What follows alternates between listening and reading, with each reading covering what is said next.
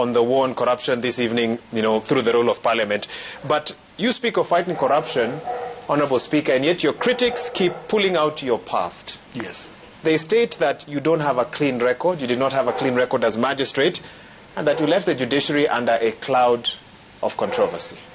Thank you very much, Maura, for this opportunity, so that I can say that. I'm sure you've seen the newspaper clippings, yes, that are circulating. Yeah, of course, the same. Because, and I'm sure they are coming up because of what I've been doing in the recent days. Okay. That's why they are coming up. But I think it is good. Let me set the record straight. Because you were accused of taking a 1 million shilling bribe. Talk to us about that. Let me explain, Maura.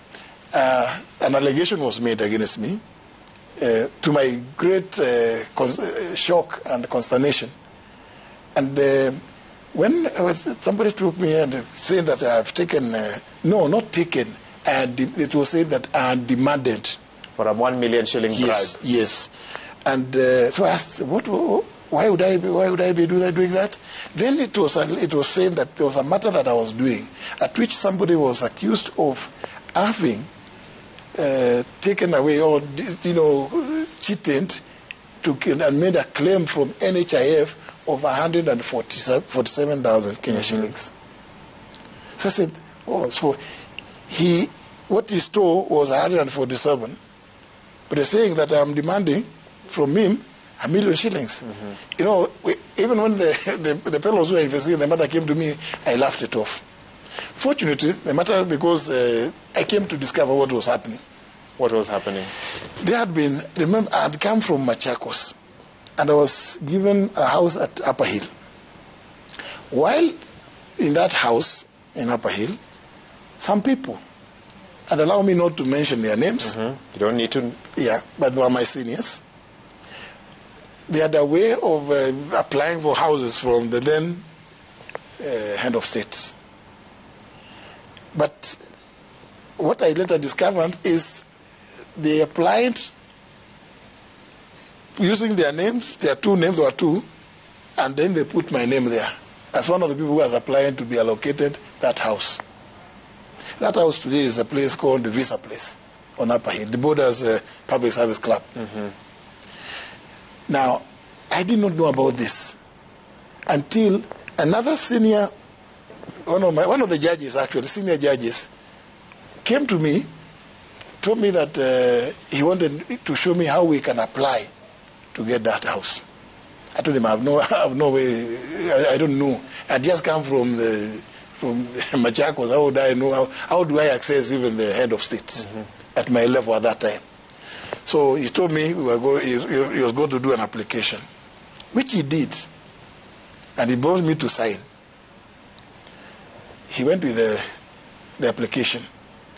After about 2 weeks, he came back complaining. He was actually a judge of appeal at that time. He came complaining to me that, why did you cheat me? That you don't know how to apply for a plot. I said, what do you mean? He said, but you have already been allocated the plot. I said, who? How? I said, no, they can't. That must be a miracle. I cannot. He told me you have been allocated that plot, yourself and those other two people. So I said, how? It is when I confronted those people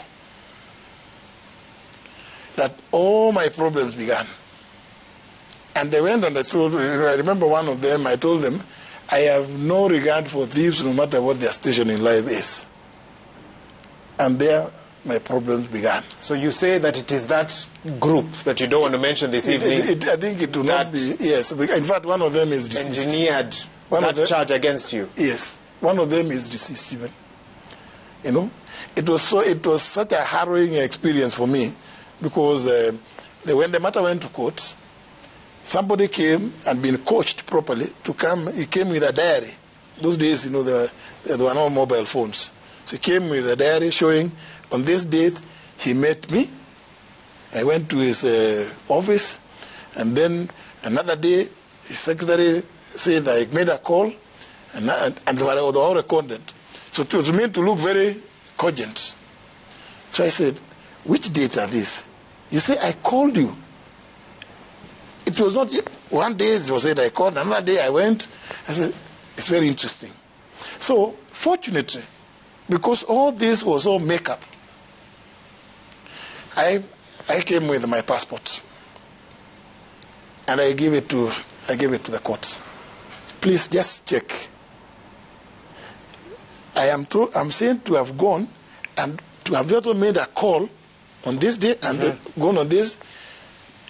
Would you be surprised? The days they were saying that I went to them, and they came with a diary to show that there's not something committed to memory. It is recorded the days. What was happening on those days as per your passport? I was out of the country.